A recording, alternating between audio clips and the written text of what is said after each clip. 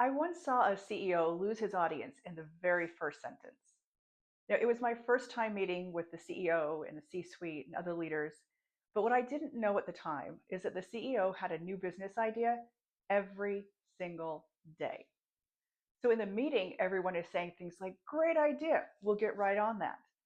And then we walk out the door and they say things like, oh, don't worry about that. We're not going to do that. He'll be on to the next big idea tomorrow. It was like they were protecting themselves from having 100 different jobs. And it was in that moment that I learned the lesson that zero resistance often is the loudest form of defiance. A lot of leaders make the mistake that smiles and nods means that people have bought in. But what it usually is indicating is that your people no longer believe in follow through. Here's another way to think about it. If you have 100% agreement, then you likely have 0% critical thinking. People have entered the nod zone because they want to stay in safety. So don't assume alignment. You want to assume exhaustion.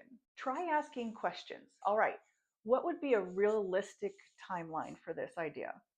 Have you ever tried anything like this before and how did it go? Because when people stop speaking up, resistance isn't coming, it's already here.